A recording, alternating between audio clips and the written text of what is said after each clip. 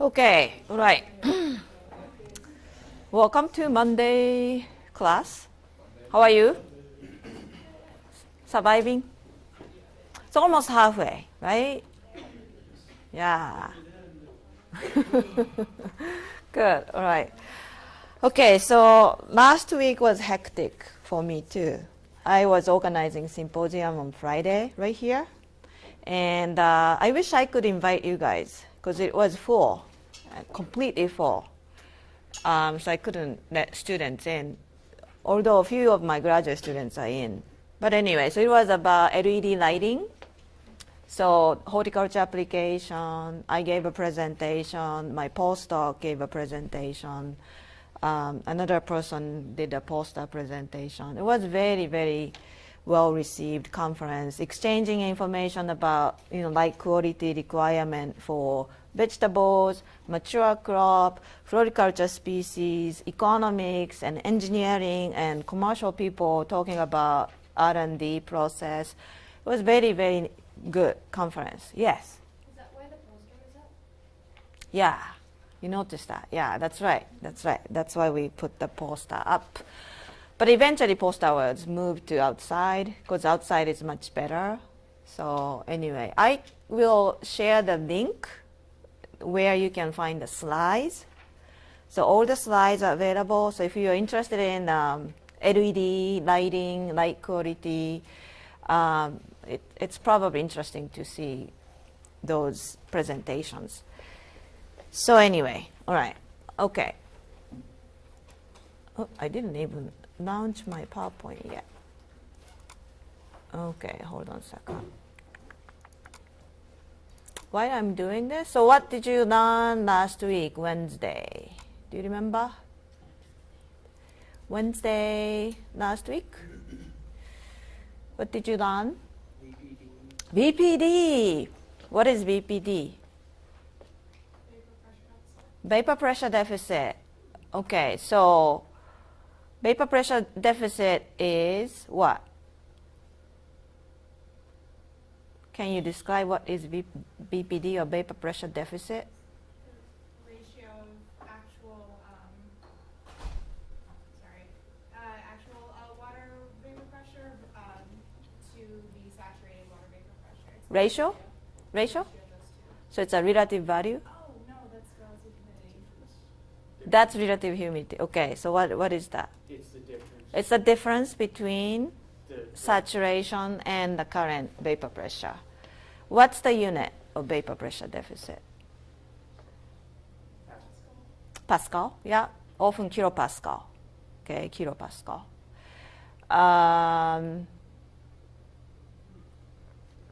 When vapor pressure deficit is greater, relative humidity is higher or lower? Lower. Lower. So the greater the vapor pressure deficit is, basically the air is drier. Okay? All right, good, good. And Ken is not here today. Ken came to, podium to me after the class showing the app, the psychrometric chart. Oh, hey, here is Ken. Hey, Ken, remember you showed me the psychrometric? Yeah. The digital, do you know if it shows VPD also? Yeah, let me know. If it does, that's really nice. It's just the saturation and current, then you still need to do a quick computation. But I haven't seen anything quickly show me what is VPD based on temperature and humidity. But if that one does that function, that is really, really good. All right.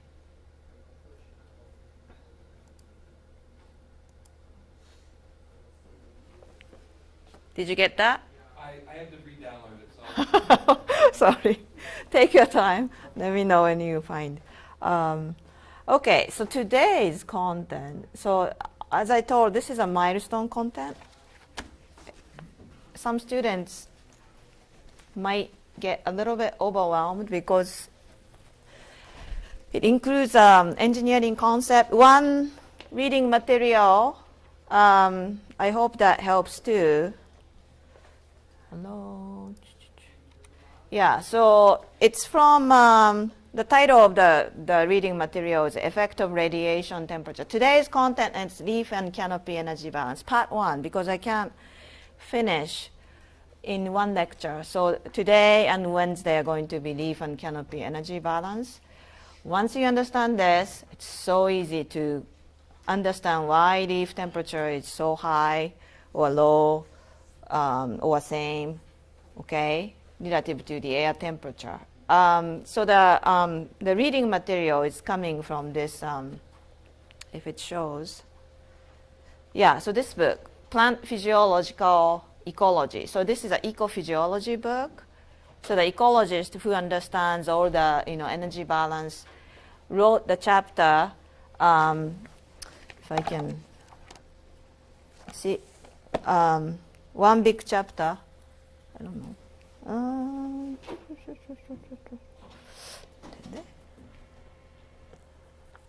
Yeah, so leaf energy budget effect of radiation temperature. So that the first section is the reading for this lecture or this week. That is enhancing your understanding, okay?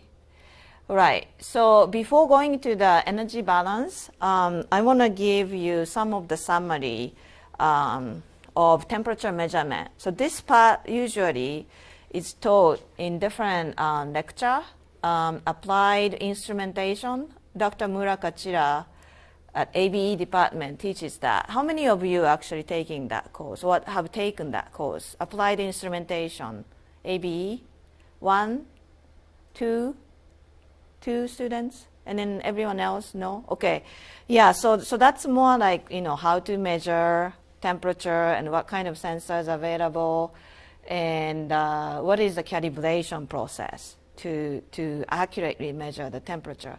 So the reason I do this few slides introducing the measurement process and what needs to be paid as attention is because without knowing this part, you tend to get a wrong data easily because temperature measurement is very, very difficult. You think it's easy. You think it is simplest measurement, but accurately measuring air temperature and leaf temperature is very, very challenging. So to do that, you really need to understand what are the factors affecting temperature measurement. So there are so many sensors. I just put several of them, like an infrared GAN, which you don't need to touch the object to measure the temperature. It's really cool device, but accuracy is not there yet, or you need to pay attention to get good accuracy of that kind of measurement. Then also, I have several sensors here too, but so many different sensors. Some of them very tiny, and it's very convenient, but you need to know how it works and then what is the potential factors affecting. So one of the very, important thing, let's go, is so when you measure air temperature, for example, here is my sensor, for example, right? And then this has a recording device attached. And this is a sensing port, right? And then this device is actually recording the temperature of the sensing point, right? And then here's a big assumption. The sensing point temperature is equal to air temperature, right? Then we consider, okay, I'm measuring air temperature because I assume this sensing point is about the same temperature or exactly the same temperature as the air, right? However, under certain conditions, it's not always the same. One big, example you can think of is under the radiation, solar radiation. Sensor is, heating up. In that case, your sensor point temperature is probably several degrees higher than air temperature. So the technique of accurate measurement of air temperature is basically how to bring the sensor temperature very close to the air temperature. Okay, all right. So this is typical setup we use, or one of the setup we use in greenhouse, because greenhouse is under the sunlight, right? So huge radiation coming in. So we have a very accurate sensor, Vaisala sensor, and then this is similar to this one. Oops. Okay, similar to this one, right? But it's connected to the recording device. This is a handheld recording device. This one actually measure air temperature and then also relative humidity. So those two values can be used to convert wet bulb temperature or dew point or VPD or vapor pressure, whatever we want to know. So it's a very handy device. But the trick is it's so bulky, right? And then so therefore we have to house inside this kind of compartment. And then why? Because we want to exclude radiation. But once once I put sensor inside a little container, and that would heat up again, right? So that's why I have here DC fan or whatever the fan to run the air through the little compartment. So it's shielded, radiation shielded, and aspirated. Okay, and in aspiration, air, velocity, it's supposed to be 3 meters per second or greater. So there is the recommendation based on the measurements actually. It has to be 3 meters per second or greater. So it's quite a bit of air coming in. But the assumption is, just bringing enough air so that sensor temperature is very close to the air temperature, and then minimizing the radiation effect. Okay, all right, good. So this one is actually showing influence of aspiration of the temperature measurement. So one setup we had was just shielded, so just a little umbrella sensor like this one, sensor, and then covered with aluminum foil or white plastic shield to just exclude the direct radiation going in. The other one is just like previous picture, shielded, so the covered, and then also aspirated. So two sensors sit in the greenhouse for about 2-day period. So that's the graph you see in this slide. Darker solid line is a shielded sensor, and then gray line is the aspirated and shielded sensor. And then you can see that, so the daytime is so those are the peak time, so that means during the day, and those are during the night. And then you see that difference of temperature is up to 5-6 degrees C, right? It's huge. Yes? At what point, because I noticed the lines for most of it are pretty close to each other. At what point is it too hot for the shielded? It gets too hot. Yeah, so aspirated and shielded temperature is always accurate, as long as you have enough air. So this particular one is the difference temperature. So it's accurate, designed well. So shielded one is the wrong example. Yeah, but I mean, how hot does it have to be for, I guess? How hot? Yeah, like what temperature? Anytime, I'm not sure if I understand your question though. So anytime there's a radiation, like this time, there's no radiation, 5 p.m., close to 8 a.m., so there's not much radiation hitting the sensor. So that's why it doesn't warm up, okay? Getting there? Yeah, so during the day, because radiation coming in a greenhouse, it heats up the shield, and therefore, it's not really, it's almost like an umbrella type of thing. And then that is heating up and then re-radiating toward the sensor and then increasing the temperature.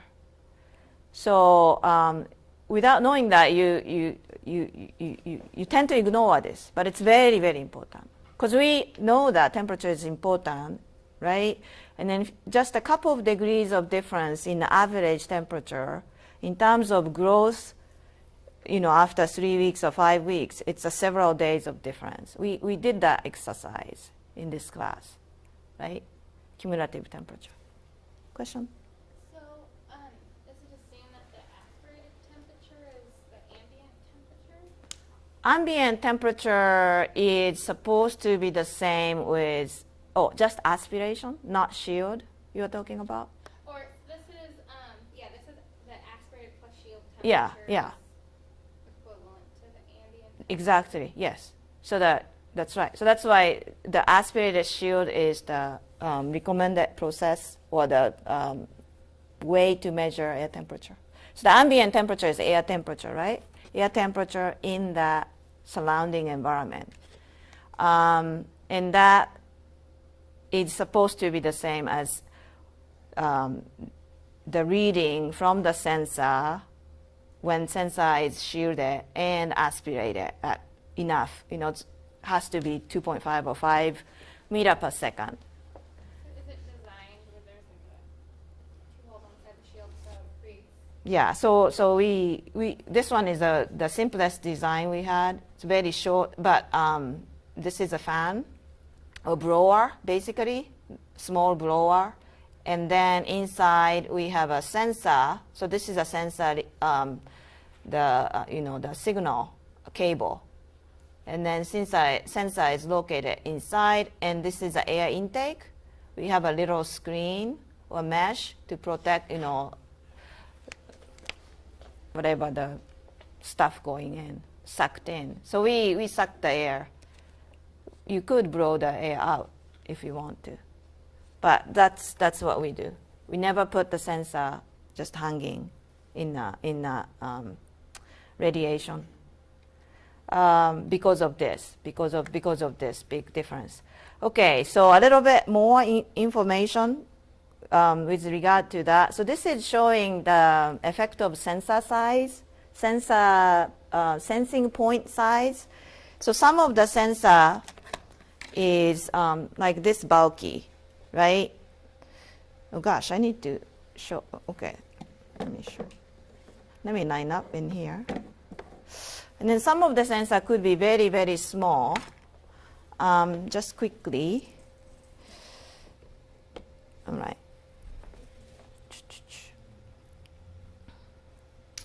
So this is a bulky one, and this is a fine thermocouple. And then sensor tip is the really, the tip of this wire. And then the sensor size is probably 0.1 millimeter size. Okay, very, very fine. 2 wires together. And then temperature in here and temperature at the connection point create certain electric current. And then measuring that voltage, we can compute what is the temperature as long as we know the other end temperature. But it's a 2-wire, it's a thermocouple, pretty well utilized in a greenhouse. But this is showing the effect of sensor size or sensing point size. This is as small as 0.2. So it's a little bit bigger than my thermocouple. And then up to 5 millimeter. So they're smaller than my bulky, sensor, right? And then x-axis is a wind velocity, so the aspiration wind speed. And then this is an error, so compared to the reference temperature, maybe it was measured under aspiration, under the shielded condition. So the sensors are sitting under the direct radiation, okay? So that the only factor is the size and then also wind speed. And as you can see, the bulky sensor is always having a big error. Makes sense, right? And small sensor, if you use small sensor like my thermocouple, fine thermocouple, the wind speed effect can be minimized. That means I may not need to aspirate. If I have this kind of sensor in the canopy or in the greenhouse, because sensor tip is so tiny, okay, So I probably can, eliminate the need of aspiration. And that is exactly showing in this slide, right? So the sensor is 0.2 millimeters, almost the same error anyway. So regardless, 0 or 3 meters per second. But if you are using this type of sensor, right, it's bulky, but I need to use this because it can measure humidity also. In that case, I definitely need to put 3 meters per second or greater to acquire the relatively accurate. And still, I probably need to check the error to calibrate, comparing to the more accurate temperature. Because as you can see, it still creates some degree difference, right? Or I can eliminate the radiation in addition to the aspiration. Remember, this graph is under the direct radiation, no shield, okay, just aspiration.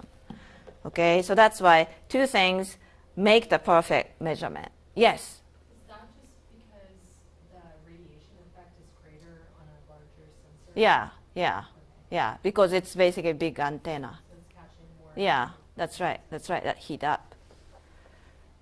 Okay, and then this is a radiation effect combined with wind speed, right? And then the higher the radiation is, at the same wind speed, you get bigger error. So that's why you want to exclude the radiation and create the aspiration. Okay, remember that. Whenever you do experiment in a greenhouse, you are responsible for the quality of data.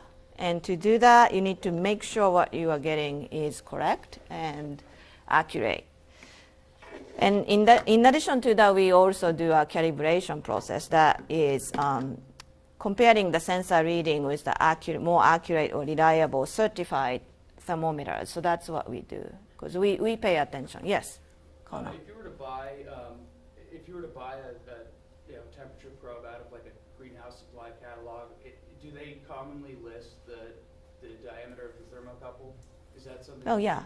You can order by gauge. Oh. Yeah, so usually gauge and then diameter in, I don't know, millimeter or whatever the unit. Yep. And you specify by material, type of metal, and then we use copper and constantan, so the two wires together.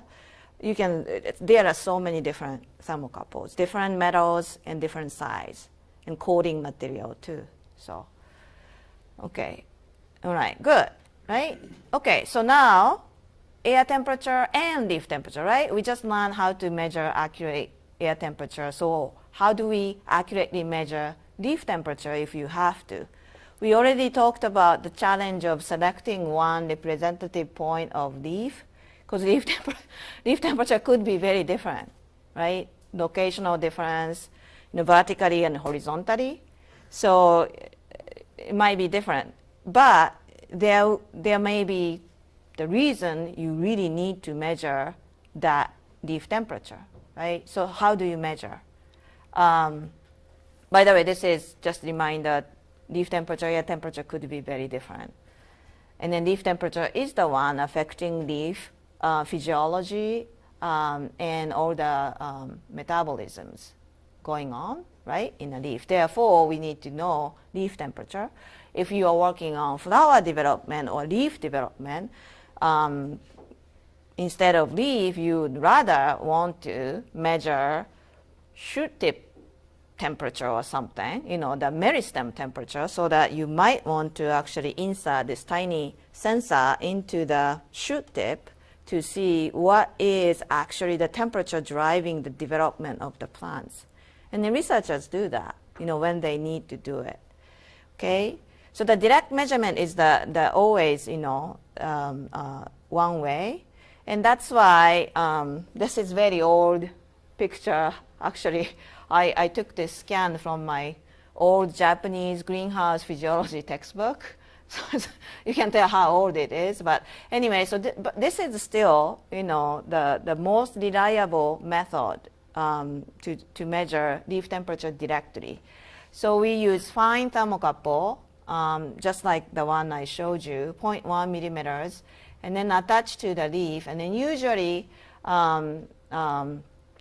the lower surface of the leaf, so that direct radiation effect can be avoided, and connect to the thicker thermocouple to reduce the resistance going into the recorder. So that's typical way to measure accurate.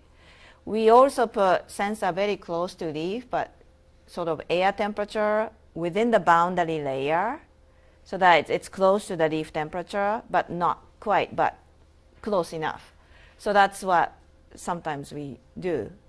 Enrique, you have a question? Yeah. How do you attach the sensor to it? Oh, yeah. We use a small tapes like shown in a little circle, right-hand side, or put the sensor under the epidermis, so the skin, the surface of the leaf, and then additional tape or some kind of glue, silicone type of glue, to keep the sensor stable. It's not easy, but so we call invasive measurement because we have to touch the leaf, right, by sensor. Ideally, we want to measure temperature without touching, non-invasive, what was the other one? Yeah, so the non-invasive measurement, remote sensing, right? So that's the good one. So to do that, we have a device like this, right? So that it's a thermal camera, infrared camera. This is a leaf. This is a leaf sitting under the sun. I think it's probably, I don't know, there's no dimension, but probably like 10 centimeter or so in diameter, okay? This shows the temperature distribution. So you see that it's not uniform. So this is another, not just greenhouse, not just the greenhouse horizontal distribution, but you need to now deal with within the leaf too. So that's why I'm saying leaf temperature measurement can be done, but it's challenging because of difference. And then this one is interestingly showing, okay, so that there's a wind. So this is an experimental setup actually. There is a wind in one direction, okay, and then windward and leeward, all right? And windward, the boundary layer, if you remember, is very thin, right? And then develop as wind, so the wind is coming here, right? The leaf is here, and then boundary layer develops like that. And then as wind travel, across, and then the boundary layer getting thicker and thicker, right? So here is a windward, this is a leeward. So the thickness of the boundary layer is obviously greater in this side than windward side, right? Boundary layer is the resistance to gas exchange and then also heat exchange. Okay, gas exchange and heat exchange. So the heat doesn't go away as quickly as this side compared to that one. Yeah? Question? Yes, the camcorder that's recording the leaf, can that record multiple leaves or just one leaf? It can record anything it's in a view area. So yeah, so it's like a camera, videotaping. I didn't know if it was able to, I guess, pick out the details well enough if it's... Yeah, so if you actually see wider area, probably resolution decline. Yeah, so you may not be able to find the difference between 1 centimeter away from the target point. Yes? So the boundary layer is going to be smaller right there in the red. Yeah. zone, right? No, boundary layer is thicker in this side, because away from the windward. So this is the thinnest point, and then this is probably thicker. So it goes up. So this is a windward, leeward, increased boundary layer. And that increased the resistance. And resistance resists against the heat exchange also. Okay, so the heat doesn't go away. This is under the radiation, right? Okay, all right. All right. So anyway, so infrared camera is a very useful way or tool to measure the temperature. However, the accuracy is a little issue because we need to know the certain optical characteristic of the leaf. And that is a little challenging if you don't know what it is.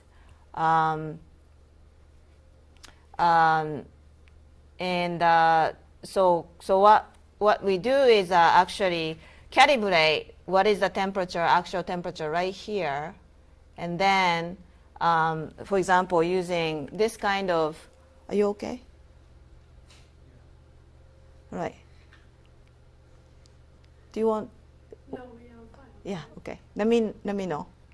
Okay, so this kind of sensor, you can attach to the leaf and then calibrate, the whatever shown in here and whatever measured in here, and then calibrate and adjust, for the rest of the reading. And then that process is required because optical characteristics is whenever it is unknown, then you need to find out.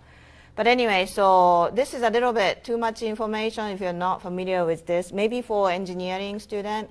So infrared thermal camera, it's nicely compute surface temperature distribution, but there are a set of assumptions involved, and then one of the assumptions is the what we call emissivity. That's the characteristic of the leaf to emit the certain radiation, which we learned this week, long wave radiation. Emissivity is the ratio to the reference point. And then for some reason, people overlook the small difference of emissivity affecting large difference in leaf temperature. And then this is an example when emissivity was assumed to be 1, like this cheap sensor. This is an infrared gun.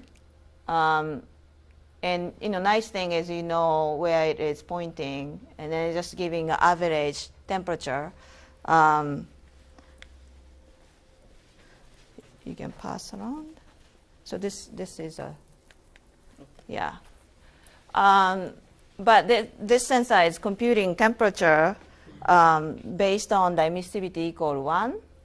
And the leaf tends to be a little bit lower than 1, sometimes 0.95 or all the way to 0.99. And that small difference could create few degrees of reading error. And then somehow this is, I have seen that ignored, and then the recorded temperature is way too low compared to the actual temperature. Okay, so again, temperature measurement, leaf temperature measurement are both, quite challenging unless you know exactly what you are doing and what factors are affecting reading. But once you do calibration and all, it's really nice. This is a research paper showing the here. This one is small, but you can see it's a vineyard basically, or the grape production. Okay, so the trellis going on, and you see the shade side of the canopy and sunlit side of the canopy, and in the same picture or image or from the location, the same location, the thermal image is captured, and then you can see exactly the warmer temperature, the other way, warmer temperature distribution in the sunlit plant canopy and cooler temperature distribution in the shade canopy. And temperature distribution in here is color coded. This one is 30 degrees C, and this one is 45 degrees C. You can't really see it in your handout. So take a look in the D2L site, 2 slides per copy, one, then you can see much better. But anyway, so you see that you know that in the same canopy you have a huge temperature difference, and these are the also sunlit section, a section of sunlit canopy, and this is a shade section of the canopy, and this is the histogram showing temperature distribution over that image. So the sunlit is, in this case, distributing from 22 to 30 degrees C, and shaded area is somewhere from 19 to 22. So, you know, if you have a thermal image camera, you can do this kind of analysis. What is the temperature distribution of the target area? So it's a nice tool. But again, you need to calibrate nicely. The first step is computing what is the emissivity. You need to correct the reading because the sensor is taking that value to correct. Okay? All right, temperature. I have a question on the last slide. Sure. On the bottom section, Yeah. what are your parameters for canopy in this case when you have such differences? Obviously a sun side and a shaded side, are you considering them separate canopies, or would you consider? Yeah, good question. I think this one is just showing the same growing area and sunlit row of the plant canopy and shaded row of plant canopy. So it's not the same plants, but I wanted to show the temperature distribution within the same orchard, I think. But you can do the same group of plants under the different radiation. And then that could be, radiation could be a big factor, or the air movement in the canopy is another factor, or water, So that's something you are learning this week. What are the factors affecting those temperature? Okay? All right. And then, so that few degrees of temperature difference, or several degrees of temperature difference could affect huge difference, right? If you look at this kind of graph, temperature response, so that's why important. Okay, so what are the factors? Now it's coming into the core part of this lecture. So what is the factors affecting leaf temperature or leaf energy balance? So those are the factors you are learning this week. And today we are focusing on what we call net radiation. It's not just radiation, we call net radiation because two different kinds of radiation involved in this net radiation. Two different kinds. Okay? All right. So those are the three main factors affecting leaf energy balance: net radiation, and then latent heat exchange, sensible heat exchange. Okay? And then today again, net radiation. And as I said, two different kinds of radiation involved in this net radiation. One is the shortwave radiation, which is basically solar radiation, sun radiation. Okay, radiation from the sun. Second is what we call long wave radiation or thermal radiation. That's a synonym. And then basically the sensor, infrared GaN sensor, is estimating surface temperature based on this long wave radiation measurement. Okay, long wave radiation measurement. So what is long wave radiation? So that's what we learned, okay, this week. But I want to start with the short wave radiation because short wave is something you are familiar with. You can see from the sun, okay? All right, so short wave radiation is a solar radiation from the sun. So therefore, 300 to 3,000 nanometer. Those are the synonyms: solar radiation, shortwave radiation. Why I call shortwave radiation in this particular lecture? Because I want to separate long wave radiation and shortwave radiation. Okay, wavelengths range is very different. So that's why we can call solar radiation as short. So the 300 to 3,000 nanometer range is already short radiation or short wavelength range compared to the other radiation, which is long wave radiation. Okay? All right, so just a summary. You learned this, right? Solar radiation signature, about 50% falling in the photosynthetically active radiation, 400 to 700. And for plants, other important radiation such as UV and far red, a little bit outside of PAR, and then the rest is infrared radiation, right? And then the radiation is not smooth because it's absorbed by, moisture in the air or other things, so it has a up and down. But it's basically starting somewhere from 300 nanometers all the way to 2500 or 3000, which you already reviewed in one of my lectures. Okay, so how much of the energy plants absorb? Okay, how much of that 300 to 3000 range plants absorb? So this particular graph is showing absorptance, reflectance, and transmittance. So that when light hits the surface, some part of the light is reflected, right? Some part of the light reflected. And then some part is transmitted, going through, right? Coming out from the other side. And then the rest is basically absorbed, right? So the reflectance, absorptance, and transmittance, the summation of the three numbers equal to 100%, right? 100%. Okay. And some portion of absorbed energy could be used for photosynthesis or something, to drive, or maybe just heating up the plants, right? So this graph is showing wavelength-based absorption or absorptance, reflectance, transmittance, three values, right? So let's focus on this dark solid line. This is absorptance, right? Absorptance. So this is wavelengths, and in a micrometer, so you're familiar with nanometer, right? So micrometer to convert micrometer to nanometer, you need to multiply the value by 1000.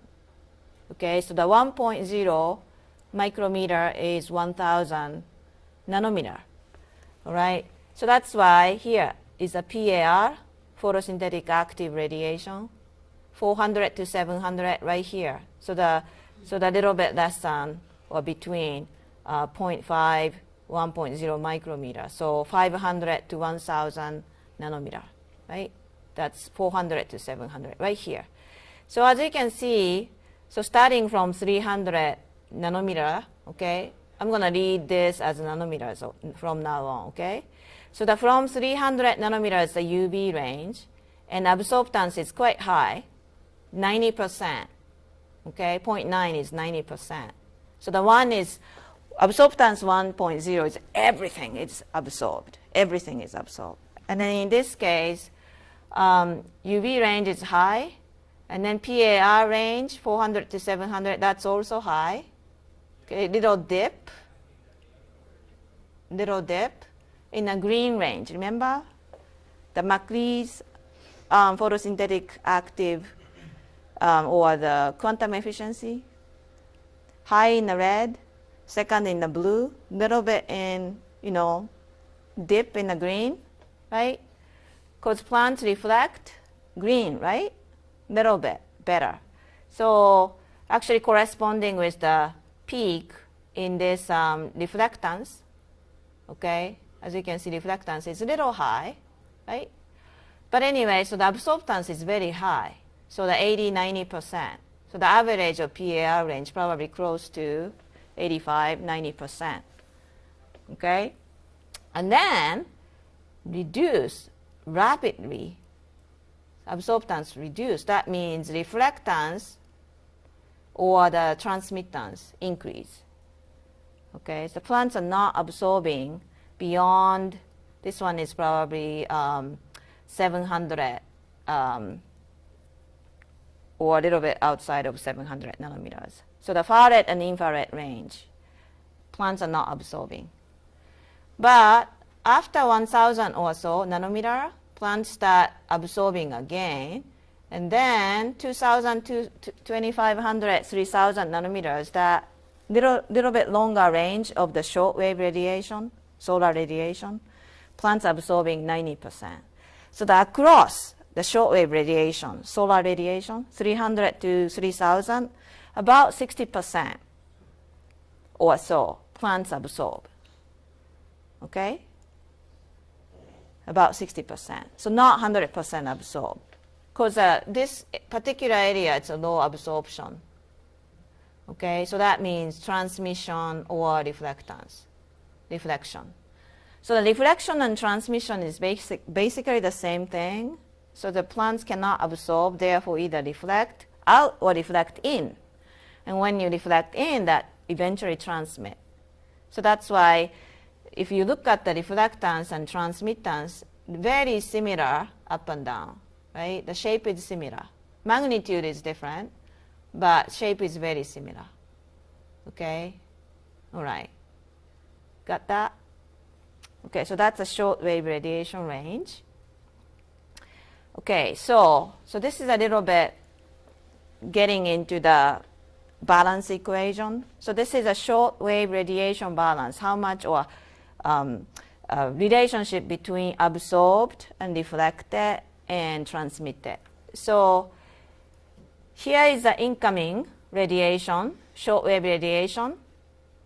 That's SR in, incoming radiation. So the description is up here. Out of incident solar incoming radiation, SR in, some part is reflected and some part is transmitted. And then the rest is absorbed. So that's the equation. So the incident radiation minus reflected radiation minus transmitted radiation is basically absorbed radiation, because the incoming radiation is either of the three, right? Absorbed or transmitted or reflected, right? So that's why the first equation is developed that way. And out of the absorbed solar radiation or shortwave radiation, some is used for assimilation, photosynthesis, basically. And photosynthesis is known to be not so efficient. It's very inefficient process. So the plants absorb the shortwave radiation, and then we know the range has to be certain range, right? 400 to 700. So it's not just any radiation. It has to be that range of radiation. And then even so, plants cannot take all the 400 to 700 nanometer radiation for photosynthesis. They once absorb, but they have to release the energy either by heat, and majority is probably heat, and then a little bit by what we call chlorophyll fluorescence. So the chlorophyll actually illuminate and then, let the energy escape by the illumination. You can't see much because it's very small. So the most of the energy usually, out of the absorbed radiation, very small amount is photosynthesis, and very small amount is consumed as fluorescence, chlorophyll fluorescence. So this portion is usually negligible amount. So absorbed radiation is actually eventually contributed as a heat in the energy balance, because usage by photosynthesis or fluorescence is so small. So the coming from the sun, incident radiation, reflection, transmission, that is 40% or so, right? So that was 30 to 40%. So 60, 70% usually absorbed, right? And then out of which very small amount is used for photosynthesis or fluorescence. Therefore, we can ignore those usage. So basically, absorbed solar radiation by the plants are turning into the heat in the plant. Okay? All right, so this is actual number, came from the reading material textbook. This value is extracted from one figure showing the energy radiation balance in a canopy under the clear sky, sunny day, and cloudy overcasting day. So I'm using the same abbreviation here so that you can see comparing to the previous slide. So that incident solar radiation, right? And then this is the absorbed solar radiation or shortwave radiation. And then this is solar radiation used for photosynthesis. And this is a solar radiation, so the net solar radiation, so that excluding everything and eventually contributing to energy balance as heat. So initial incident solar radiation or shortwave radiation is 1,000. Unit is watt per square meter. Okay, and absorbed one is 600, so 60% of that 600. And then photosynthetic efficiency is very low. Therefore, only 7 out of 600 absorbed used for photosynthesis. So they're actually used for driving carbohydrate production. So that captured as carbohydrate. Okay, so 593, so it's almost equal to the absorbed one, is the heat contribution as heat. Middle canopy, because the top canopy absorb much of the solar radiation, therefore the middle one is 1/5 in this particular scenario, and then much lower at the bottom. So this is the absorbed considering the reflectance and transmittance, and then this is the photosynthesis, and this is a contribution to the energy balance of the leaf. Okay, so basically, again, absorbed solar radiation is the heat, the contribution to the heat. Okay, all right, and then you see the cloudy situation. That's the whole value is smaller than the clear sky. Okay, so you got some idea? Solar radiation, shortwave radiation, that balance sheet of the solar radiation within the canopy over the plant. All right. Long wave radiation. Okay, this is super important. If you understand long wave radiation, this is actually the key information to understand the leaf temperature in the greenhouse. Okay, it's very important component. So any surface, basically, any surface having temperature greater than 1 Kelvin, not degree C, 1 Kelvin, all right, emits some radiation based on the surface temperature. Okay, so my surface is emitting based on my body temperature, right? And then your skin surface or face or head or whatever, emitting radiation based on your surface temperature. Whiteboard emitting some radiation based on surface temperature. Wall, plant, floor, ceiling, everything is emitting based on that surface temperature. Okay, but we can't see the radiation. Am I illuminating to you? No, right? I wish, but no. Why? Because it's not in the visible range. It's a long wavelength. I can't see your radiation, but actually you are irradiating a lot, toward me, and I'm doing the same thing. But you can't see because it's just way out, from the visible.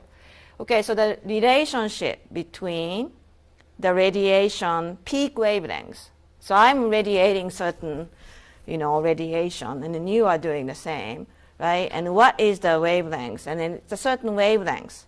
And then there's always peak radiation. Like the sun has the peak, right? About power range, green range. There's a peak radiation. The same thing for long wave radiation, we are emitting each other.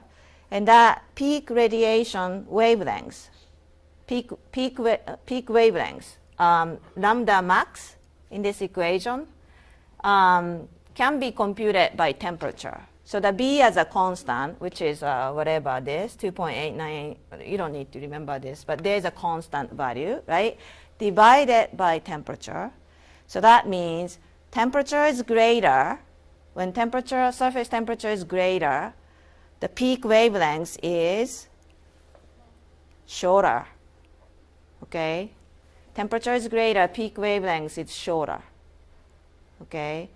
So the sunlight, the sun's surface is about 5,000 Kelvin, surface of the sun.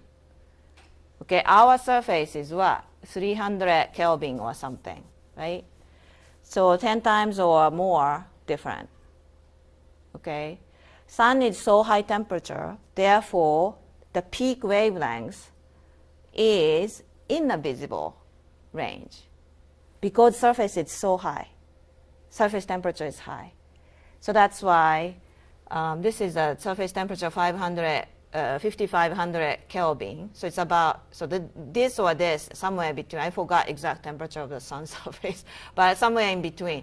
So it's right in a visible range. What is a visible range? 380 to 780 nanometers. So the sun radiation is right on that visible radiation range. So the solar radiation is actually the same long wave radiation, but it's just not the long wave. Okay? Just a little confused. So we have a different terminology. We call black body radiation. So the black body radiation is the same as long wave radiation. It's just that radiation based on the surface temperature is a black body radiation. So that's any object with a temperature emit energy by radiation. And this is a relationship between the peak wavelengths and temperature, surface temperature, right? And then solar radiation, here it is, 5,800 Kelvin, actually. So it's very similar, right? And then, so that's the solar radiation outside in atmosphere. And then inside or after, inside atmosphere, you have, because of so much, stuff absorbing or reflecting, so that's why the shape is not smooth.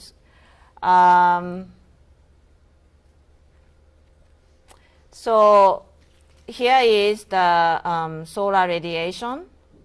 And in this chart, this is showing log plot. So that's why it's not evenly distributed. So this is 0.3, 1, and 3, and 10, and 30, and 100. Okay. But the point is, so this is a solar radiation, so the black body radiation from the sun, that high 5,000, 6,000 Kelvin surface. And this is the 300 Kelvin surface, which is more like ambient, our normal, temperature. So if you look at the distribution of radiation relative to the wavelengths, the radiation we are receiving or we are emitting are much, much longer wavelengths. That's why we call long wave radiation. And then sun radiation, because it's shorter radiation, that's why we call short wave radiation. And when we talk about energy balance over the plant in the greenhouse, it is easier to say short wave and long wave because both are black body radiation. Based on that temperature, but temperature difference is huge, therefore we can call short wave and long wave. And it's easy to separate those two radiation. The physics behind that is the same, right? Temperature, surface temperature, and emitting radiation. But as a practice, it's actually easier if we can separate those two and then consider two different radiations. One is visible, basically, and then containing infrared. The other one is totally non-visible, much longer radiation. All right. We can estimate the amount of radiation emitted by that temperature, by that surface at that given temperature using this equation. This is a Stefan Boltzmann equation. Have you learned this? How many of you actually learned this equation? Okay, so the engineer learned this in which course? Thermodynamics? Okay. Or something. Yeah. Usually plant scientists don't, but it's very important. When you take SWES course, environmental physics, I think they teach this because it's very important. Again, short wave, long wave radiation in an open field ecosystem, very important. But anyway, here equation shows temperature in a Celsius. So plus 273, it's basically adjusting to Kelvin, right? So that any object having, zero, well, greater than 0 Kelvin have some sort of radiation. And then this is, so the temperature in Kelvin to the power of force, and then sigma is a Stefan Boltzmann constant. So the certain value, you don't need to remember at all, it's a constant. And then here is the reference value or the parameter that is corresponding to the material, surface material, whether it is plastic, whether it is, human body, or whether it is leaf surface, whether it is metal, different, E value here. That is emissivity. And then the value is ranging from 0 to 1.0.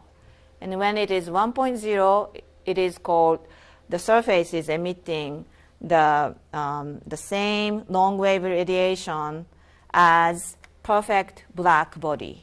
So that's perfect black body, emissivity equal 1.0. And then the sensor, I distributed the infrared GaN, making the assumption that the surface is close to the perfect black body. So the emissivity equal 1 rather than 0.9 or 0.8 or point something. Okay, and then different materials have different emissivity.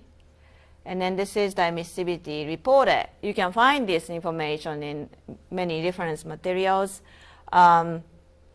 This is a soil surface, 0.87, 0.97, so it's very close to 0.9 or greater than that.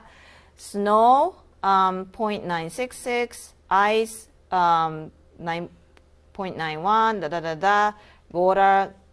So the very different one is a metal. So this is aluminum.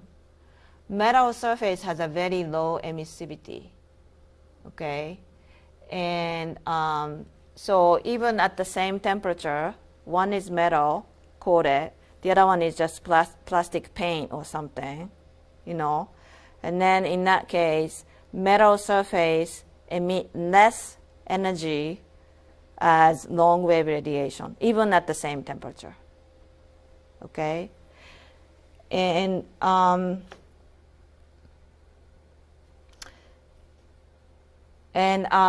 polyethylene film, PE film used in greenhouse that also emit less long wave radiation at the same temperature. And then also polyethylene film case, it's a little unique because it's transmit long wave radiation. So it's a different, all the other materials, there's no transmission in terms of long wave radiation, but polyethylene film, this particular kind of plastic material transmit long wave radiation. So the low values represent, I bet low values is including that characteristics too. So we talk about that when we talk about glazing, greenhouse glazing and thermal effect of the glazing.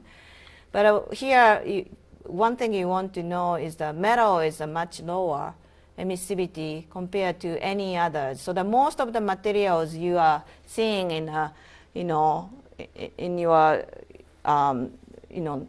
normal life, basically materials around you, yourself and plants, are usually 0.9 or greater than that.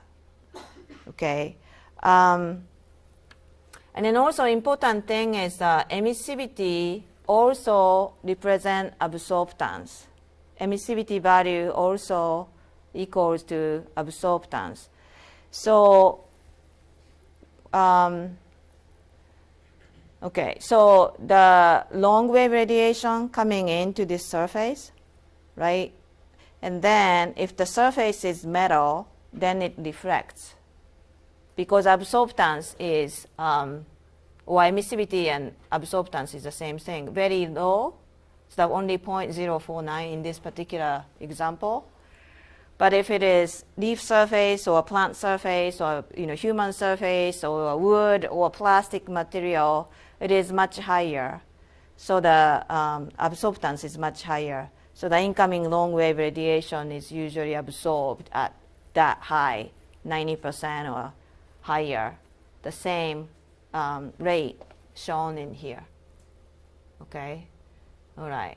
I come back probably to this sometime soon. And then leaf emissivity are typically here between 0.94 and 0.99. Okay, and then that small difference is actually affect the large difference in temperature reading. That's what I did that's what I explained at the beginning of this lecture. So 0.94 and 0.99. Okay, so let's do a little exercise here. If you have a calculator in your cell phone, or a scientific calculator that can handle large number. So let's compute using Stefan Boltzmann equation. Using Stefan Boltzmann equation, let's compute the long wave radiation emitted by the surface of the surrounding object in a classroom. So maybe we can do this wall, right? What is the long wave radiation coming from that wall? The first thing you need to know is the temperature, right? Surface temperature. So I'm going to do the direct measurement because it's most reliable. So this classroom wall, if I touch the wall by the thermocouple, it's 24 degrees C. 24 degrees C. And then can you compute the radiation? Assume that the emissivity is, hold on a second. Let's assume emissivity as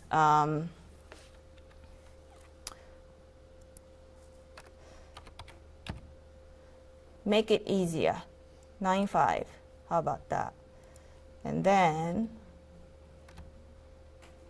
what did I say? 24 degrees C. I'll show you. Hold on a second. There you go. Okay, so the surface temperature 24 degrees C, emissivity 0.95. And then what is the radiation emitted from the surface using this equation?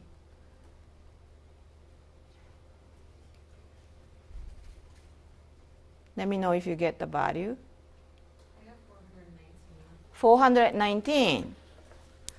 Okay, so let me write in here.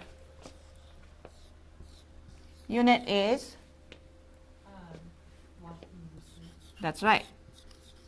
Okay, so 419 watt per square meter. Is that close, you guys? More or less? Yeah. Okay. 419 watt per square meter. Okay, solar radiation in the middle of the summer is 1,000 watt per square meter. If you got outside, direct sunlight, midday, 1,000 watt per square meter. Don't you think it's a little high? Right? Every single surface is emitting 400. This is actually accurate. I mean, the correct number. The surface temperature 24, right? And then emissivity 0.95. It's Stefan Boltzmann equation is correct. So this is the exact number of radiation coming from the surface of the wall. And compared to sunlight, it's 40%. So maybe the wintertime midday radiation level. But you don't feel that, right? You don't feel that much of energy coming or heat is coming from the surface. It's all the surface of this classroom. Basically, it's about the same temperature, about the same emissivity, 0.95. So that means every single surface per square meter base, this much of energy. I have a heater in my office, which is what, 1,000 watt, okay? Just one heater in my, 10 square meter office. And then that heats up really quickly. And why we don't get that heat? I got another number. Okay, what's the number? But I was saying this is accurate. Forget to raise it to the fourth. That's what I know. Okay, we don't hear that much of energy. And why? As I said, it's accurate. It's coming. All the surface is emitting. Because it's really low energy. Well, energy level is 419. Well, but I mean the wavelength is really long. But still, 419 what? It's a heat energy. So it's a joule, 419 joule per second per square meter. It's energy. Okay. Anyone? Why we can't? It is thermal energy. It's a long wave radiation. And I get 95% emissivity, so that means 95% of that long wave radiation I'm absorbing. Emissivity equal to absorbance. So I'm absorbing. But I don't feel that. I don't feel I get that much of energy coming into me. Why? Is it in comparison to our energy level? Getting there. Our energy level. How much emissivity do you have? 95, and how much surface temperature do you have? How high is your surface temperature? Celsius? You don't know? 36, 35, 37, right? You are emitting long wave radiation too. It's canceling out. Okay, you are receiving, but also you are emitting. So as a net, it's very small amount. That's why you don't see it. Okay? Okay, I think I'm going to stop in here. It's excellent. You got that idea. It's coming, but you don't feel because you're emitting too. Plants doing the same. But in some case, you don't receive much. In that case, you lose a lot. Okay, one just quick example. Outside, wintertime, sky is clear. Okay, in that case, not much long wave radiation coming to you because sky is clear and then very cold surface temperature in the sky. In that case, you are losing a lot of long wave radiation toward the sky. Okay, so that's radiative cooling. Okay, in a sunny, or not sunny, clear nighttime. Okay, good. That's it.